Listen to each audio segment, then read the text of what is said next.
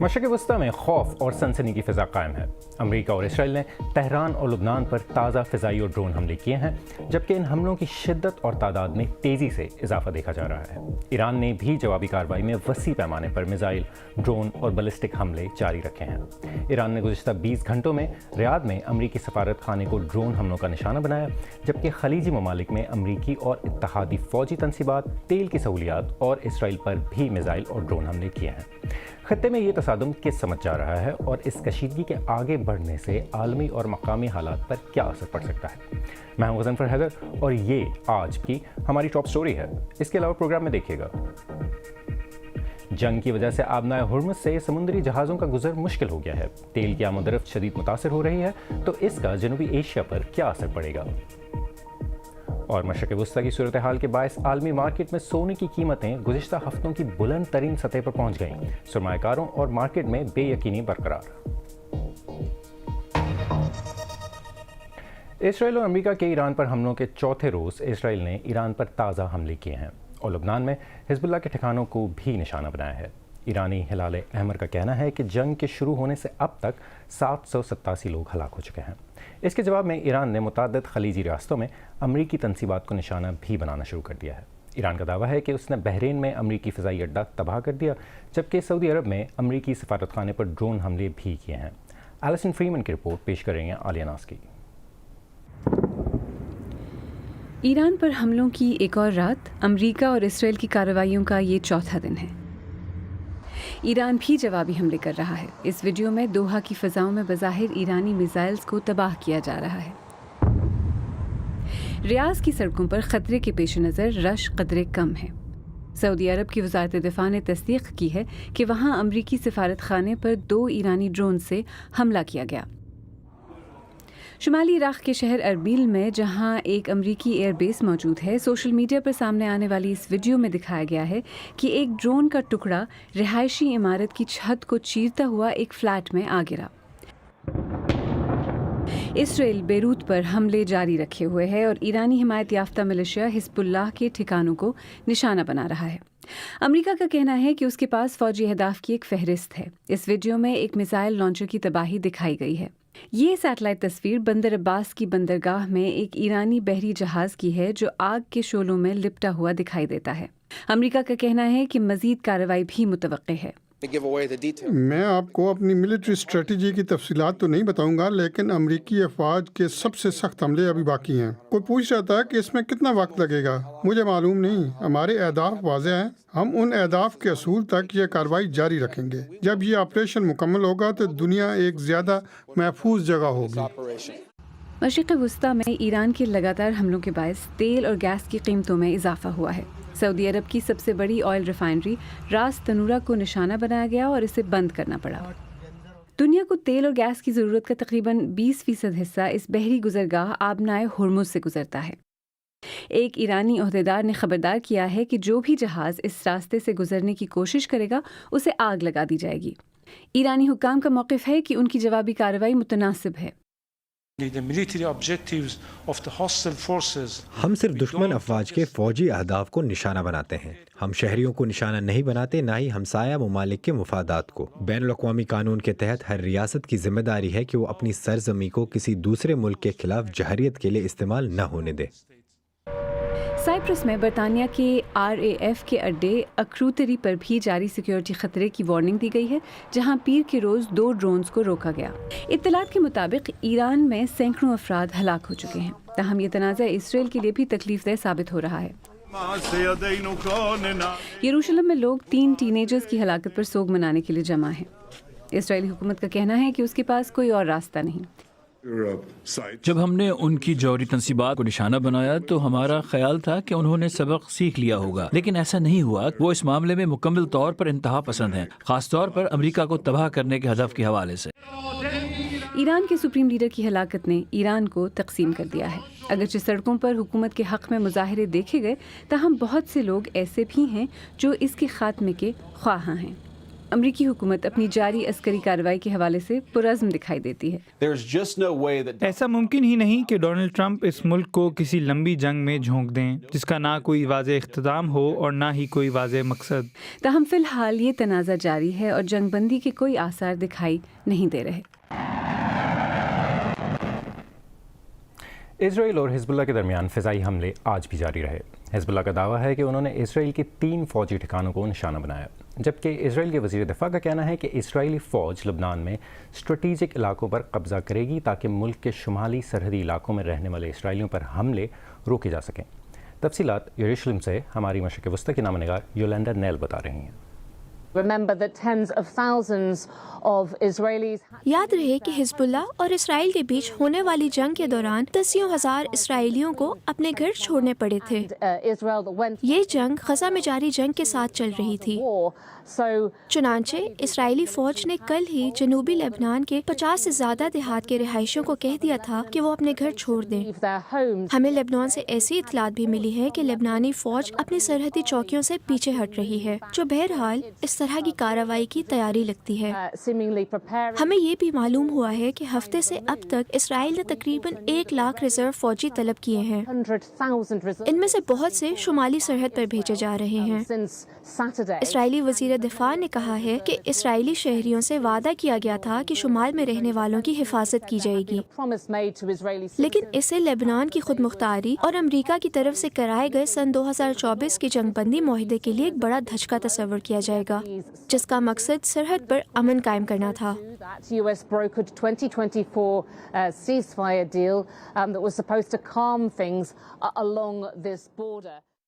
ایران کے جوابی حملوں کے بعد امریکہ خلیجی ممالک میں اپنے سفارتی عملے کی تعداد میں تیزی سے کمی کر رہا ہے۔ واشنگٹن نے کویت اور سعودی عرب میں اپنے سفارت خانے بند کر دیے ہیں۔ مشرق وسطی میں فضائی سفر اب بھی شدید متاثر ہے، تاہم دبئی سے ایمریٹس ایئر لائنز کی کچھ پروازیں بحال ہو گئی ہیں۔ برطانیہ، فرانس، جرمنی، اٹلی اور سوئٹزرلینڈ کے لیے کچھ پروازیں روانہ ہو چکی ہیں، حالانکہ بہت سی دیگر پروازیں منسوخ کر دی گئی ہیں۔ ادھر جنوبی ایران میں ایک اسکول پر حملے میں ہلاک ہونے والے بچوں کے جنازوں میں سوگواران جمع ہوئے۔ ایرانی سرکاری میڈیا کا کہنا ہے کہ امریکہ اور اسرائیل کے حملوں کے پہلے دن میناب میں ہونے والے اس حملے میں 165 سے زائد طلبہ اور عملہ فوت ہو گئے۔ ان اعداد و شمار کی آزادانہ طور پر تصدیق نہیں کی جا سکتی۔ اور خطے کی صورتحال پر مزید بات کرنے کے لیے اس وقت جرمنی کے شہر برلن سے ہمارے ساتھ موجود ہیں تجزیہ کار سحر بلوچ۔ سحر، بظاہر ایسا لگ رہا ہے کہ امریکہ اور اسرائیل نے جو ایران کے خلاف کارروائی کی ہے اس سے بہت زیادہ نقصان پہنچا ہے ایران کو، تو ایران آپ کے خیال میں اب اور کتنی دیر تک لڑ پائے گا؟ ایران جو ہے وہ روایتی جنگ تو نہیں لڑتا۔ جب ہم کہتے ہیں کہ ایران غیر متناسب جنگ کی حکمت عملی اپناتا ہے تو اس کا مطلب یہ ہے کہ وہ امریکہ یا اسرائیل جیسے ملکوں کے ساتھ روایتی براہ راست اور طویل جنگ میں برابری کی بنیاد پر نہیں لڑتا۔ اس کے بجائے ایران 3 طریقوں سے توازن قائم کرنے کی کوشش کرتا ہے۔ سب سے پہلے تو پراکسی کے ذریعے محدود مگر علامتی جوابی کارروائیاں اور سائبر یا خفیہ آپریشنز کی وہ کام کرتا ہے۔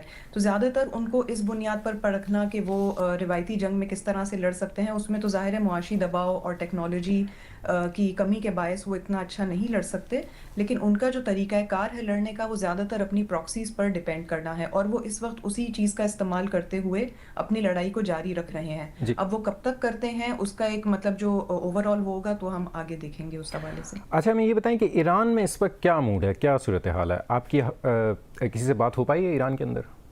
دیکھیں، ایران میں تو اس وقت ایک کنٹراڈکٹری موڈ چل رہا ہے، کیونکہ ایک طرف تو ایسے بھی لوگ ہیں جو بہت زیادہ ماتم یا سوگ منا رہے ہیں، پھر کچھ ایسے لوگ ہیں جو کہ خفیہ طریقے سے انجوائے یا سیلیبریٹ بھی اس بات کو کر رہے ہیں کہ صورتحال ایسی ہو گئی ہے کہ اب رجیم چینج کی طرف جا رہے ہیں۔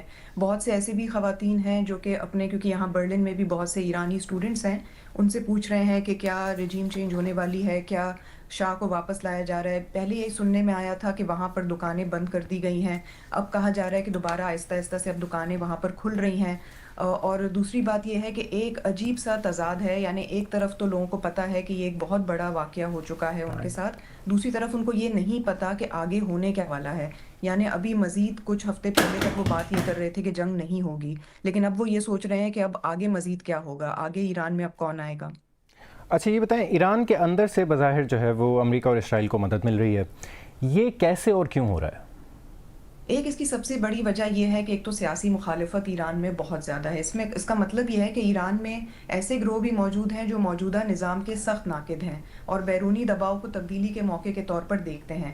دوسری وجہ یہ ہے کہ نسلی اور علاقائی عوامل بھی شامل ہیں، یعنی سرحدی علاقوں میں بعض گروہ مرکز سے تاریخی شکایات رکھتے ہیں. معاشی ترغیبات یا دباؤ بھی اس کا ایک حصہ ہے، یعنی خفیہ آپریشنز میں مالی یا سیکیورٹی وجوہات بھی کردار ادا کرتی رہی ہیں اور کر رہی ہیں اس وقت بھی. یہ سارے عوامل مل کر جو ہے جو ایران کی صورتحال ہے اس پہ اثر انداز ہوتے ہیں. اچھا، ایران کے رہبر اعلیٰ کی جو ہلاکت ہے وہ حکومت کے لیے بہت بڑا دھچکا تھی، تو وہاں پر نظام بدلنے کی جو امید ہے وہ ابھی کتنی ہے ایران کے اندر؟ دیکھیں، نظام جو وہاں کا ہے وہ مکمل طور پر ایک فرد پر تو منحصر نہیں ہے. آئینی طور پر جانشینی کا جو طریقہ کار ہے وہ موجود ہے. مجلس خبرگان نیا رہبر منتخب کر سکتی ہے. اس کے علاوہ ایک سب سے بڑی بات یہ ہے کہ نظام کی فوری تبدیلی کا امکان کم دکھائی دیتا ہے، کیونکہ ایک تو اپوزیشن منتشر ہے، پھر دوسری بات یہ کہ قیادت واضح نہیں ہے، سیکیورٹی ادارے منظم اور طاقتور ہیں، بیرونی حملہ داخلی مزاحمت کو وقتی طور پر کمزور کر سکتا ہے.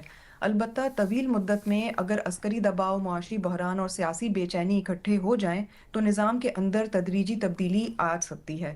لیکن اب کچھ ہفتے پہلے ہی ہم یہ بات کر رہے تھے کہ جنگ نہیں ہوگی اور جنگ ہو گئی، تو اب بھی ایسا ہے کہ رجیم چینج کی باتیں تو ہو رہی ہیں، لیکن جو ایران کا اپنا ڈھانچہ ہے نظام وہ کافی مضبوط ہے. تو اس حساب سے ہو سکتا ہے کہ اس طرح سے رجیم چینج اتنا جلدی نہ آئے. فی الحال وہ اپنے ہی لوگوں پر ڈپینڈ کریں. برلن سے سحر بلوچ ہم سے بات کرنے کا بہت بہت شکریہ. مشرق وسطیٰ میں جاری جنگ کے خوف سے لوگ محفوظ سرمایہ کاری کا رخ کر رہے ہیں. سونے کی قیمتیں آسمان کو چھو رہی ہیں. آج ٹرینڈنگ میں ہم اسی پہ بات کریں گے.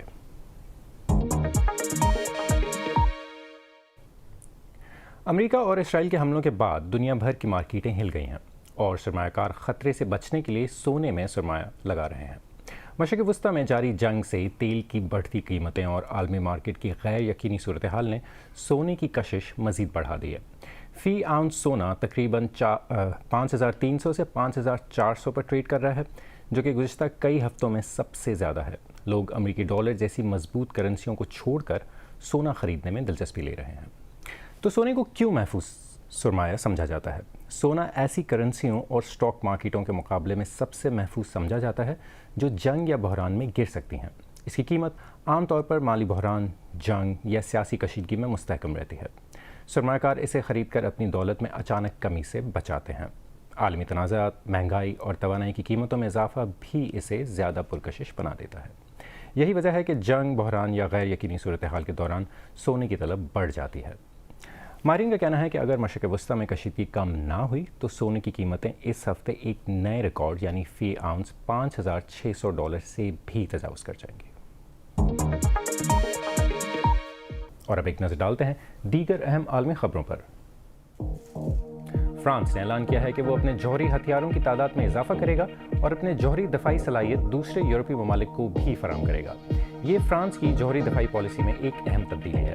صدر ایمانوئل میکرون نے کہا ہے کہ یہ فیصلہ تیزی سے غیر مستحکم ہوتی عالمی صورتحال کے جواب میں کیا جا رہا ہے. انہوں نے کہا کہ آنے والے 50 سال جوہری ہتھیاروں کا دور ہوں گے. پاکستان اور افغانستان کی سرحد پر جھڑپیں چھٹے روز بھی جاری ہیں. اقوام متحدہ کے ادارے یونیسیف نے کہا ہے کہ وہ ان سرحدی جھڑپوں سے بچوں پر پڑنے والے اثرات پر شدید تشویش میں مبتلا ہے اور حالیہ کشیدگی کے دوران کچھ بچوں کے ہلاک اور زخمی ہونے کی اطلاعات ملی ہیں. اقوام متحدہ نے تمام فریقین سے لڑائی بند کرنے کی اپیل کی ہے کیونکہ ہلاکتوں کی تعداد میں مسلسل اضافہ ہو رہا ہے. امریکہ اور اسرائیل کے ایران کے خلاف جنگ اب محدود نہیں رہی اور پورے خطے کو لپیٹ میں لے رہی ہے. ایران نے اپنی دھمکی کے مطابق تیل کی آمد و رفت کی بڑی گزرگاہ آبنائے ہرمز میں جہاز رانی کو خطرے میں ڈال دیا ہے، جس کی وجہ سے دنیا بھر میں پیٹرول کی قیمتوں میں اضافے کا خدشہ ہے. آبنائے ہرمز کی بندش دنیا بھر میں تو اثر انداز ہوگی، لیکن اس کا اثر جنوبی ایشیا پر بھی گہرا پڑ سکتا ہے. تفصیل کے ساتھ محمد شعیب. جہاں دنیا کی نظریں ان حملوں اور بڑھتی ہوئی کشیدگی پر مرکوز ہے، وہیں توجہ ایک ایسی تنگ آبی گزرگاہ کی طرف بھی جا رہی ہے جس کا پوری دنیا پر گہرا اثر ہے، اور وہ ہے آبنائے ہرمز. اپنے تنگ ترین مقام پر یہ محض 33 کلومیٹر چوڑی ہے، مگر دنیا کے تیل کا تقریباً 5واں حصہ یعنی روزانہ تقریباً 2 کروڑ بیرل تیل اسی سے گزرتا ہے. اس کے علاوہ دنیا کی مائع قدرتی گیس یعنی LNG کا بھی بڑا حصہ اسی راستے سے گزرتا ہے. یہ خلیجی ممالک کا بنیادی برآمدی راستہ ہے اور یہاں سے نکلنے والے تیل کا 80% سے زیادہ ایشیا کی طرف جاتا ہے. وارٹیکسا کے مطابق چین ایران کا سب سے بڑا تیل خریدار ہے، जो गुज़िश्ता माह रोज़ाना 18 लाख से ज़्यादा बैरल तेल दरामद कर रहा था। रॉयटर्स के मुताबिक खलीज में बहरी जहाज़ों को ईरान की पासदाराना इनकलाब की तरफ से रेडियो पर खबरदार किया गया है कि कोई भी जहाज़ आबनाए हुर्मुज़ से गुजरने की इजाज़त नहीं रखता। आबनाए हुर्मुज़ की बाकायदा बंदिश की कोई सरकारी तस्दीक नहीं हुई, लेकिन ईरान ने तवील अरसे से ये धमकी दी है कि अगर इस पर हमला हुआ तो वो इसे बंद कर देगा। कशीदगी अरूज पर है और बंदिश का खतरा मंडला रहा है। ऐसे में हम जायजा लेते हैं कि ये आबी गुजरगाह जनूबी एशियाई ममालिक के लिए कितनी अहम है जो खलीजी तवानाई पर भारी इन्हिसार रखते हैं। अबनाए हुर्मुज़ जनूबी एशियाई ममालिक के लिए इंतहाई अहमियत की हामिल है। मसलन पाकिस्तान के मामले में मुल्क की तेल की 90% से ज़ायद दरामदात खलीज से आती हैं और ये सब इसी आबनाई से गुजरती हैं। इसी तरह LNG के लिए ये आदाद व शुमार 70 से 75% के दरमियान है। इंडिया के लिए इनकी तेल की दरामदात का 60% से ज़ायद आबनाए हुर्मुज़ से आता है। सन 2019 में खलीज में 2 तेल बरदार जहाज़ों पर हमलों से चंद ही दिनों में तेल की कीमतें बढ़ गई थीं और जहाज रानी की लागत में भी इजाफा हो गया था। अगर इस रास्ते पर ऐसा कुछ दोबारा हुआ तो जनूबी एशियाई मईशतों पर इसके असरात मुरतब हो सकते हैं। तवील मुद्दती बंदिश की सूरत में जनूबी एशियाई ममालिक पर इसके असरात इंतहाई संगीन हो सकते हैं। मसलन तेल की कीमतों में सिर्फ $1 के इजाफे से इंडिया का दरामती बिल $2 अरब बढ़ सकता है। अब अगर आबनाए 1 हफ्ते से ज़्यादा बंद रहे तो तेल की कीमतें $100 तक पहुँच सकती हैं और इंतहाई सूरत में $150 अरब तक भी जा सकती हैं। इसी तरह पाकिस्तान में खुराक की महंगाई में 30 से 40% तक इजाफा देखा जा सकता है। मजमूई तौर पर यह आबनाए आलमी तजारत का एक अहम मरकज़ भी है, इसलिए ये भी कहा जा सकता है कि जनूबी एशियाई ममालिक की अशिया और सामान की तजारत पर भी इसके असरात पड़ेंगे। जनूबी एशिया के लिए खतरात वाज़ेह हैं। इस तंग आबी गुजरगाह में जो कुछ होता है वो महज खलीज का मसला नहीं, इसकी लहरें हज़ारों मील दूर मईशतों और घरों तक पहुँच सकती हैं। वज़न व हैदर को अब इजाज़त दें, कल फिर मुलाकात होगी।